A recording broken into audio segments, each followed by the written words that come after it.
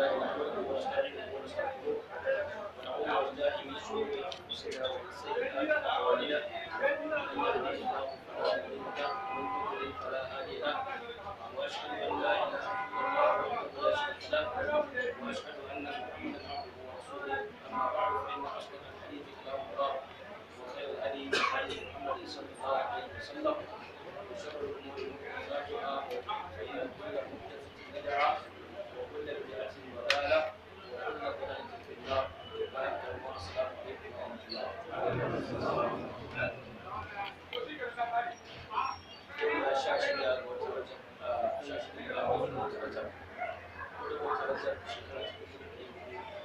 da abin da biyu wanda ya zo da 16 watan biyu 2020 miliyariya. Alhamdulillah Allah subhanahu wa ta'ala ya ba mu ikon dawowa da cikin da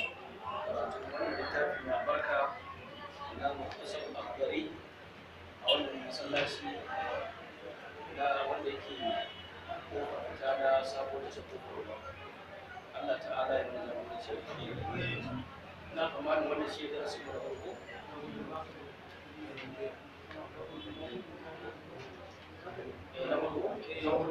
za mu tashi insha Allah inda ba da yake cewa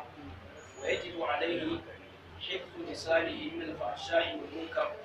والكلام القبيح وايمان الطلاق وانتهار المسلم واهانته وسبه وتخويفه من غير حق شرعي ويجب عليه اي يجب على المكلف yana wajaba akan baligi mai hankali musulmi hifzu lisanihi kiyaye harshensa min alfasha daga alfasha wal munkar da abin ki والكلام القبيح da mummunan zance wa aimanit talaq da rantsuwar saki wa intiharil muslim da kyaran musulmi ma'ana tozarta shi wa ihanatihi da wulakanta shi wa sabbihi da zagin sa wa tarwifihi da tsoratar da shi min dai haƙƙin shari'i ba a haƙƙi na shari'a ba wannan kin'a wato yake da malam ya kawo yana da muhimmanci kwarai da gaske ya fara shiga abin da ya shafi wajibcin kula da amanoni da Allah subhanahu wataala ya dora mana kuma ya umarci mu da tsarewa Allah ta'ala yana faɗa a littafin sa mai tsarki na cewa inna a'radna al-amanata 'ala as-samawati wal ardi wal jibali fa abaina an yahmilnaha wa ashfaqna minha wa hamalaha al-insanu innahu kana zaluman jahula Allah ta'ala ya ce mun biyo da amana sammai da kasai da duwar wasu duk girman su da karfin su amma suka kasa suka tsorata suka ce ba za su iya dauka amma mutum fa amala al-insan mutum ya ce ya ji ya gani zai iya dauka muka ce mun gani za mu iya dauka ma'ana ko dai zama kowane ɗayan mu ya yadda zai iya dauka ko kuma asalin al-insan al-awwal shine babanmu annabi Adam kuma a ka'ida in ya dauka ya wakilci mu saboda haka nan kowane ɗaya mu ya ɗauki wannan alƙawarin zai tsare amanoni da Allah ta'ala ya dora mana malamai da yawa sun tafi akan cewa amanonin nan manya-manya su ne waɗannan jawari gabbai da Allah ta'ala ya ba mu wanda a cikinsu akwai lisan harshe wanda harshe kusan sarki ne na dukkanin gabban ɗan adam shi ne sarki na dukkan gaban ɗan adam annabi sallallahu alaihi wasallama ya tabbatar da cewa duk wunin da gari ya waye waɗannan gaban baki ɗaya da muke da su guda 360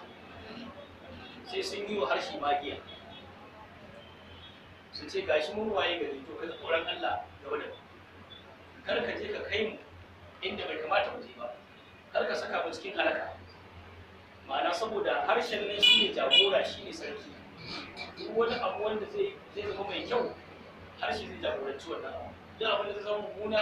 harshe yakan jagoranci wannan abu ko saboda haka yana cikin manyan amanoni da Allah subhanahu wa ta'ala ya ba da umarnin a tsari ke yasa ya dace a nan wurin malam ya fara da shi ya ce wa yajibu alaihi yana wajaba a kansa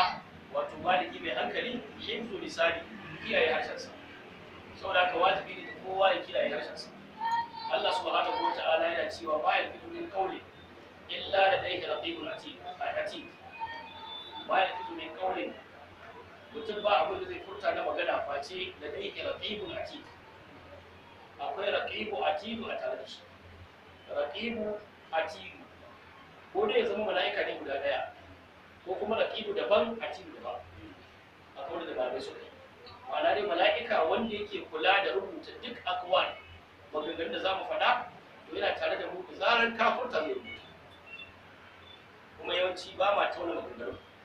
faɗa kawai muke yi saboda ka wajibi ne kowa ya kiyaye harshensa an samu riwaya daga Imam Muhammad a abin da musnad ɗinsa daga Uqbatu bin Amir Allah ya kara masa yadda ya tambayi Annabi sallallahu alaihi wasallam ya ce ya Rasulullah man najatu ya Rasulullah me tsira wato me mutum zai aikata ya zama ya tsira manzo Allah sallallahu alaihi wasallam abin da ya fara faɗa masa ya ce ihfaz lisanak da kiyaye harshenka wanda shine abu da farko sannan kuma ya ce wale sa'uka baitu idan ka yalwace ka sannan wabki ala qati'ati ka yi kuka saboda zanuban da ka aikata wanda abubuwa guda uku ya faɗa masa abu na farko da ya fara da shi fas lisana ka kiyaye harshenka kun ga duk ya fi sauran muhimmanci ke ma'ana muhimmancinsa ya fi ka tsaya iya gidanka abin da ya shafi iyalinka abin da ya shafi mallakarka haƙƙinka ba tare da kana neman iyalin wasu ko iyalan wasu ko wasu waɗanda ba mallakarka ba tare da kana neman dukiyar wani wanda ba dukiyarka ba tare da kana kwaɗayin abin gidan wani wanda ba na gidanka ba to duk da wannan bai kai haɗarin wancan ba shi yasa aka fara matansa sannan ka yi kuka saboda zunuban da ka aikata shi ma bai kai nemancin wannan ba harshe ɗin nan ya fi komai haɗari shi yasa hadithi mashhuri hadithi na 29 a cikin kabul nawiya wanda na san yan warewa sun san shi wanda manzo sallallahu alaihi wasallam ya lissafa fara'id da yawa ya faɗa wa Abu Jabal Allah ya kara masa yadda bayan ya gaya masa wanda akwai tauhidi a ciki akwai ibadu a ciki akwai mu'amalat a ciki duk abin da ya shafi addini kusan an ambata amma bayan ya gama faɗa masa sai ya ce ala ukhbiruka bi malaki zalika kulli bana baka labarin abin da yake mallakar duka waɗannan abubuwan ba qala qultu bala ya nabiyallah yace nace ya nabiyallah a bani labarin da yake mallakar su duka waɗannan abubuwa manzo Allah ya ce masa kuffa alayka hada sai ya fito da harshen sa kuffa alayka hada ka kiyaye wannan ya doka ka kiyaye wa auzu da jabal ya rena harshe ina ganin harshe me harshe ya rasulullah wa inna la mu'akhaduna bima natakallamu bihi yanzu abinda muke magana kawai mu yi magana kuma sai an kama mu ranar kiyama ai mana hisabi kansa ai mana hukunci a kansa manzo Allah me ya ga masa faqidatka ummuk me yake nufi faqidatka ummuk tayi barinka amma larabawa sun saba faɗin wannan idan mutum ya yi wani abun ban takaici wanda ya kamata inda mutum ka ba a dake shi kun gani in mutum ka ba a dake shi a zane shi to in mutum yi wannan abun sai a faɗa masa irin wannan kalma amma annabi sallallahu alaihi wasallam ba yana faɗa ne idan abun ya tabbata kan mutum yana faɗin irin wannan kalmomi da yawa akan al'adar larabawa da ya taso cikin ta amma ba wai dan abun ya auka kan wanda ya faɗa ba addu'a ba ce domin ai asali aka ce mahaifiyarka ta yi ɓarinka wato ya zama mai kenan asara ne shi ya zama asarar da bai da wani amfani dan ba wanda cikin mu za a yi masa ɓarinka kuma ya ɗauka ya sa cikin da kaji wani shi kasuwa ko ya zo ya aje da kallo kila ma ko kallon shi ba zai ba kyama yake yi ya aka ce zo ka gani ka ga abin da aka zai ci haka zai gani ku je ku dinki to ya dauke shi kamar matsayin haka to amma ba wani wannan matsayin ya bashi na fatan ya zama asarar ne ko lalatacce ko wanda bai da amfani ba dabi'a ce tasu suna faɗin haka shi yasa ma yake cewa ya Allah duk wanda na faɗa wa wata magana cikin sahabbai na ko sauran mutane na faɗa masa wata magana irin wannan maganganun haka na faɗa ne iya harshe kawai akan al'ada ba a zuci ba ya Allah ka juyar da wannan magana ta zama kankarar zunubi da ɗaukaka daraja a wajensa sau da haka maza Allah ya faɗa wa sahabinsa wannan maganar ba ta zama dalilin kuma wani makiyin sahabbai ya dauko ce kun ga ya ma gaya mashi kaza ba ai wannan aikin banza ne ya lalace gashi manzo Allah da kansa ma ya ce masa kaza a wannan sai ka koma asalin al'adar Larabawa ba shi kadai ba haka ya taso al'ada ce suna yi kuma da kansa yayi addu'a saboda shi ya san bakinsa ba da kowa ba kar ya zama ya faɗa wa mutum abin ya hau kansa sai ya roki Allah ya Allah ka juyar da abin ya zama kankarar zunubi ga wanda na faɗawa ƙarin ɗaukar daraja da shi saboda haka ba asara ba su ba amma dai ya faɗa masa dan yana jin takaicin ma ya aka yi kamar Mu'adh dan Jabal wanda ya samu shaida wajen manzon Allah ta ilimi amma ya kai bai fahimci wannan qadiyya ba bai gane hadarin harshe ba shi yasa ya faɗa masa wannan kuma sannan ya ce masa wa hal yakubu an-nasu bin nari ala wujuhihim aw ala madakhilihim illa hasaidu al-sinatihim akwai abin da yake kifa mutane a wuta a ja su a cikin wuta akan fuska ko akan hancin su ai karshen wulakanci kenan ko a ce a ja ka girin haka ƙasa fuskar ka tana jan ƙasa an rike kafar fuska na jan ƙasa a wurga mutum ko cikin wuta to akwai abin da yake sawa a yi mutane irin wannan kaskantarwar wulakantarwar a shigar da su wuta a wannan sifar illa hasaidu alsinatihim in ba girman ba har su wato ana nufin mafi girman abin da ke janyo kaskanci da wulakanci a ranar kiyama shine girman da ba za a sa saboda haka yan uwa maganar nan ba shaƙi wuya take yi ba kumbura ciki take yi ba ta sa bagwas ba ta sa amai ba ta sa guda idan ka ki akwai matsala ka ɗaya kayan ka mun gane ko ka haɗe kayan ka huta kar ka je ka jawo kanka a wajen Allah ko ka jawo kanka a wajen mutane za ka iya faɗin abin da zai janyo maka halaka a wajen Allah kalma ɗaya annabi sallallahu alaihi wasallam ya ce mutum zai iya faɗin kalma kwaya ɗaya tal la yuqi da habalan bai ma kai tunaninsa ga wannan kalma ba ya faɗa kawai shi yana ganin kamar wani shan ruwa ta wuce bai ma san da ita ba bai damu da ita ba amma manzo Allah ya ce za ta iya janyo a jefa shi wuta yi shekara 70 bai je kasa wuta ko kuma 70 bai je kasa wuta ma'ana zurfin wutar zai kai can karshen kasa wuta da kalma kwaya kuma la yuqi da habala ko tunani ba bai yi shi yasa kafin ka faɗa ka tambayi kanka laka am alaika amfani ce gare ka ko kuma sharri ne a kanka kar mutum ya zo ya jawo kansa a wajen Allah ya zo ya haɗa Allah a yi masa hisabi akan wannan kalmar ba zai iya tsallake ba ka faɗa wa da kaza ko kaza ko kaza ka ce an yi kaza an yi kaza me binciken ka akai ka rasa me za ka faɗa yanzu za mu ga yadda magana ke da arha a wajen mutane magana ta komai a wani in yi kasance har rigirgi yake yi kar a riga shi faɗarsa to kai kokari ka zama kai ne na biyu ko na uku ko fiye da haka a wajen yada magana kar ya zama kai za ka fara ta haka nan kuma za ka iya faɗin ta idan ma ba ta zama matsala a wajen Allah ba ta zama matsala tsakaninka da ɗan adam ko a hukumance ko a zamantakewa shi yasa Imamu Shafi'i Allah ya rahamshe shi yake cewa faz lisanaka ayyuhal insan la yandagannaka innahu sultan kan fil maqadir min qatil lisanihi kanat tahabu liqa'ahu al aqrab yace ka kiyaye harshenka ayyuhal insan ya kai mutum ka kiyaye harshenka la yandagannaka innahu sultan kar wannan harshe naka ya sare ka domin harshenka maciji ne mai kan fil maqabir min katini lisanihi nawa zaka samu a makabarta ga sun mutu an binne su kuma harshen su ne ya kashe su kana tahabu da qa'ahu al irin waɗanda a lokacin da suke da rai sa'o'in su ba su isa su haɗu da su ko kawai su saboda karfin sa da isarsa da jarumtarsa ba a iya gumurzu da shi amma harshen sa wannan ya tsoka ta kashe saboda yanzu zaka iya faɗin kalma a kamo ka maka hujja kan a ce hukuncin ka kisa da dalilin wannan kalma kuma kai kana rina ta kana nan ba kuma shi yasa wajibi ne mutum ya kiyaye kansa ya tabbatar cewa abin da zai faɗa daidai ne wala taqfu ma laysa laka bihi ilm kar ka furta da abin da baka da ilmi inna as-sam'a wal basara wal fu'ada kullu ulaika kana anhu mas'ula domin da ji da gani da zuciya wato tunani baki ɗaya waɗannan sai Allah ta'ala ya tambaya a kansu a ranar da haka ka yi ƙoƙari magana ka tauna ta ka tambayi kanka da yau kanka hisabi kafin ta fito wani idan ka ji labari ka tace labarin kafin ka yaɗa shi kar ka je ka auka wani ko kuma ka da auka wani muna sanar da dalilin faɗin Allah subhanahu wa ta'ala ya ayyuhal ladina amanu in ja'akum fasiqun bi naba'in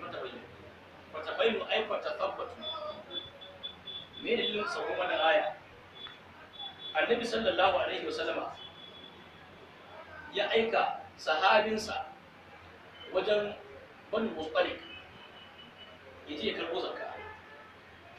mahaifin matar annabi sallallahu alaihi wasallam Juwairiyya bint al-Harith wanda shine sarkin mutanen banu mustalik sun musulunta annabi ya umarta a je a karbo zakkarsu a kawo masa amina da ya tafi har ya raba sai ya ga cewa yana tsoron sabbin tuba ne kila in je baka shi za su yi wani da gudun makwa sai ke gani an yi za su iya kashe shi da haka sai ya ƙi ƙarasawa ya ɗan yi tinkirin sai abin da zai sai ya dawo yanzu ya rasulallah na je sun hana zakka da ƙyar na dawo sun yi niyyar kashe da guduwa ne da dawo da ƙyar na kawo kai ya faɗi abin da ba haka ya faru manzo Allah sallallahu alaihi wasallam Allah bai sanar da shi hakikan al'amari ba har ya shirya runduna ya ba da umarnin aje a yaƙe su da dalilin ba shi kuma can al-Harith sarkin Banu Mustalik da ya ga shiru ba a zo ba sai ya taho ya tattara mutanensa baki ɗaya ce an tarzaka mu tafi mu je mu kai manzon Allah da kanmu dan aiken nan ya jinkiri bai zo ba wataƙila ko ba a samu aikuwa ba ko wata matsala ta faru saboda ka yi ɗebo zakka da dakarunsa da jama'arsa suka tafi a kan hanya sai aka yi ragas aka yi cibis da dakarun da manzon Allah ya kushe da su Allah ya taimaka ba su yaƙe su ba suka ce ya aka yi kuka koro ɗan aikin manzon Allah kuka hana shi zakka ya ɗauku kuka zo mai a kan suka ce wannan aikin manzo Allah ko kowa gobe suka ce ƙarya kuke ya zai ba ƙarya kun gan shi hanawa kai suka ce to da zakka mun dauko da kanmu idan mun hana shi kuma za mu ɗebo zakka mu tsoro ta suka kiyaye ta suka ce amma tun da kun taho sai mun kai ku manzo Allah ya kace to shine Allah ta'ala ya saukar da wannan aya ya ayyuhal ladina amanu in ja'akum fasiqun bi naba'in shi ne sa malamai suka ce ka'ida kawai duk wanda ya kawo maka labari dan ya haɗa ka da wani ya sa ka auka masa ko kai gaba da shi ko ka ɓata da shi ka kira shi fasa mun gane wannan ko kuma dan Abu Yazid khalifatul khamis rashid abin da ya faɗa wani ba mallaki da ya zo ya gaya masa ya masa farmatan wani ya masa gulma ka san Allah ya baka ɗayan uku dole sai ya baka gulma mutane Allah ko baka ilimi ko Allah ya baka kuɗi ko mulki ɗayan ukun nan duk wanda Allah ya baka sai ya baka gulma za a zo a ce maka ai wani ya ce kaza ai wani kaza yi da wani kaza yi shi ya baka duk sai an maka wani ƙarya da gaskiya duka za a faɗa saboda haka in mutum samu kansa ɗaya daga wannan matsayin to sai ya zama da tsantsan da kai hankali ba kawai an kawo maka labari ta ce haka ne ya faɗa ko ya aika a'a saboda haka wani ya zo na kusa da shi ya ce ai wane ya ce kaza a kanka sai ya ce to yanzu ɗayan uku ne tsakanin da kai da kawo da ka san Allah ta'ala ce ya ayyuha alladhina amanu in ja'akum fasiqun bi naba'in fatabayyanu yace haka yace to yanzu matsayin ka fasiki ne kai da amma zan yi tabayyin in ka ga idan nayi tabayyin wato nayi bincike in yi tabbata ƙarya kai masa ka shiga cikin faɗin Allah amma zuwa sha'in binami ka zama magulmaci mai farmato annabi ya ce ko kuma a ƙyala tone-tone in maka afuwa kima kar a tona komai a ƙyale shi sai ce abin afuwa a ƙyale ka afuwa wannan ke nuna cewa ilma da gaskiya to mafi yawan masu kawo maka farmato haka inda za ka tona ƙila sai a duk kuma shi yasa abin da ya zama wajibi mutumin duk da Allah ta'ala ya ba shi wani matsayi to ya yi bakin ƙoƙarinsa wajen gane halayyar mutane wanda duk za ka zauna da shi ka san wani irin zama za ka yi da shi ka san da wacce mu'amala za ka mu'amalance shi in ba haka ba sai ya baka matsala sai ya haɗa ka da mutane ya ɓata ka da mutane saboda ka harshen nan mu kiyaye shi Allah ya ba mu yi kiyaye wa yajibu alaihi yanki lisani yana wajaba akan baligi mai hankali kiyaye harshensa to a nan wurin bayan mun faɗi kiyaye harshe umuman baki ɗayan kiyaye harshe to sannan kuma sai mu tafsiri min alfasha kiyaye harshe daga alfasha wal munkari da abinki idan an ce alfasha me yake nufi kamar zaki wato alfasha ta harshe kenan kamar zaki kamar batsa ko duk wani zance wanda za a ji mutumin kirki in ya ji ba zai ji daɗin sa to kun ga wannan yana koma zuwa ga al'ada mun fahimta yau yana koma zuwa ga al'ada ba za ka ce kaza alfasha bane sai ka san me al'adar mutane an fahimci wannan ila kalmar da take alfasha a nan in ka je wani garin ba alfasha ba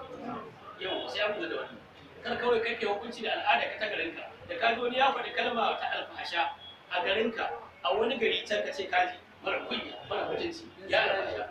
yawa yanzu misali kamar bishiya ce nan wurin idan ka nuna bishiya kasan bishiya ya sunan shi a nan garin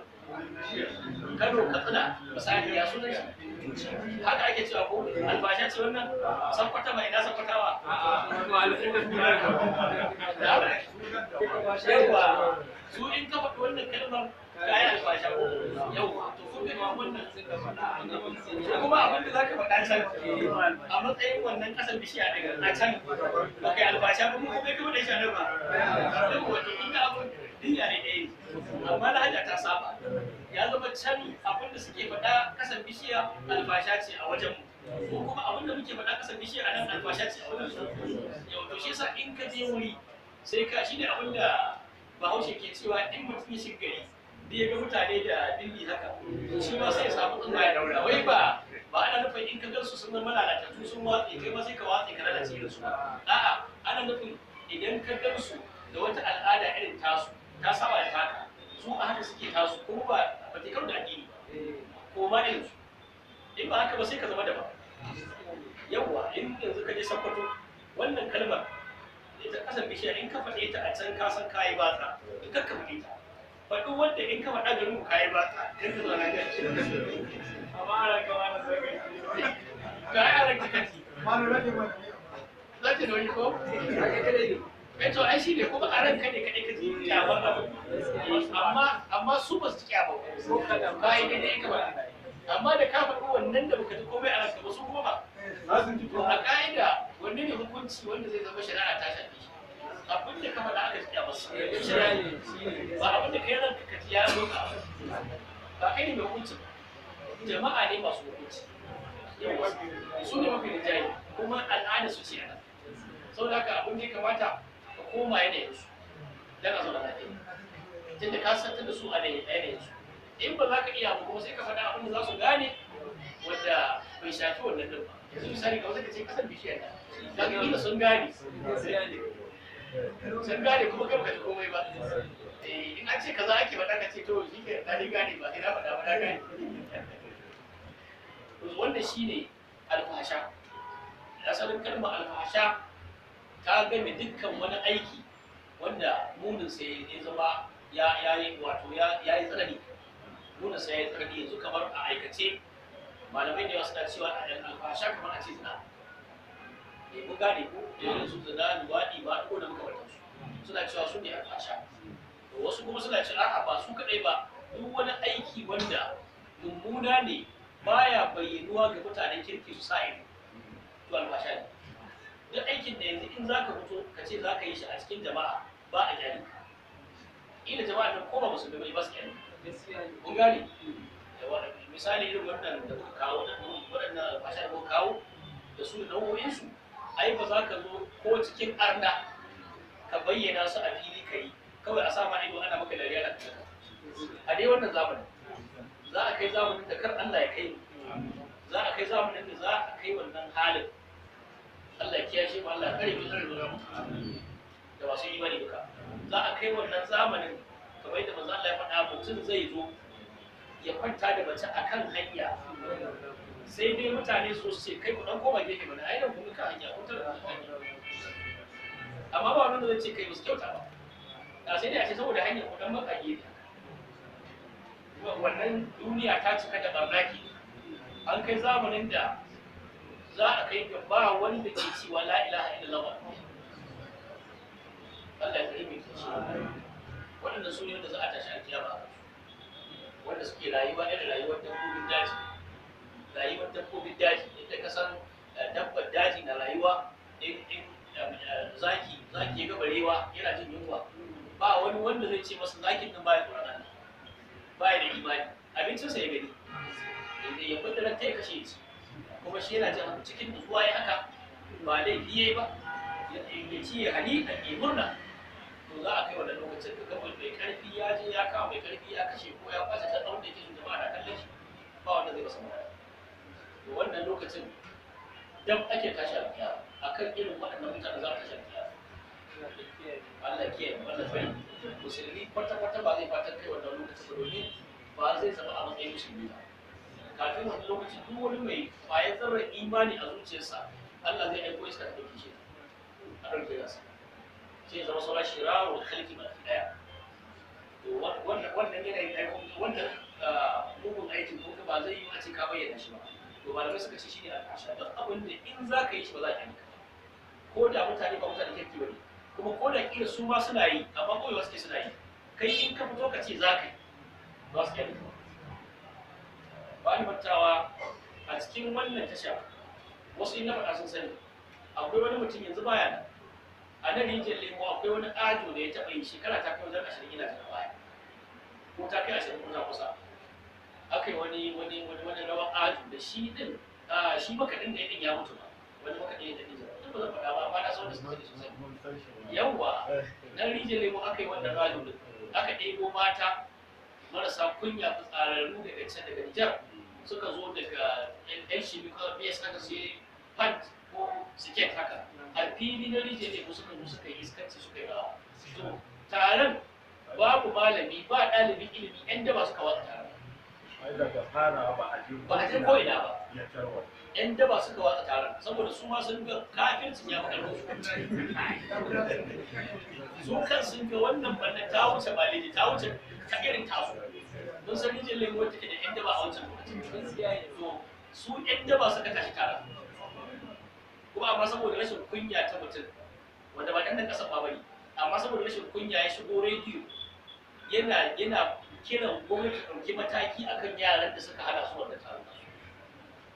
saboda rashin kunya tunda yana da kuɗi a wannan lokacin to mahallin shahid a nan shine kun ga ɓanna da ta yi muni da yawa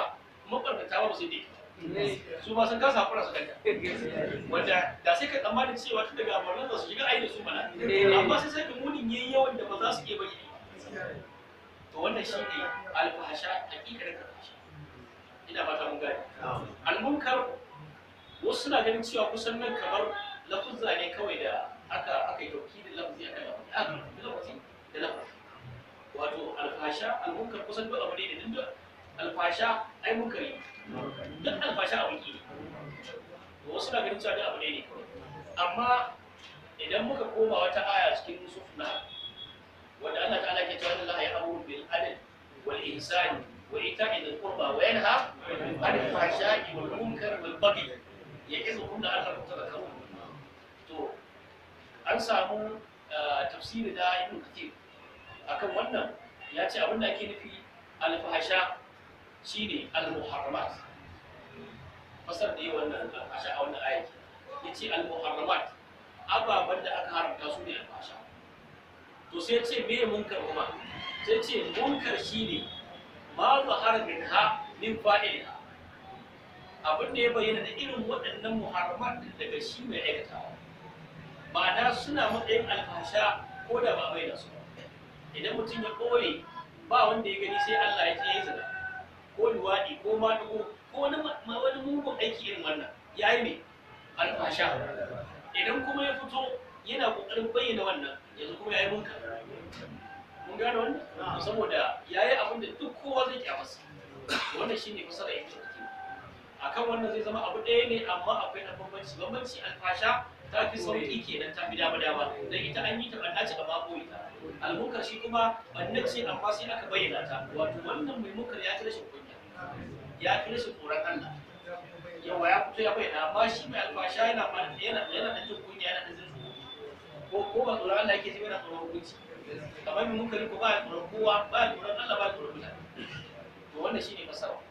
saboda haka duka wajibi ne ga baligi mai hankali ya tsare kansa ya tsare harshensa min alfahsha'i wal munkar duk magana da ya san alfasha ce kiyaye ta duk magana da ya san abarki ce kiyaye ta haka nan dai alkalamul kabih mummunar magana da kasancewa tana iya cutarwa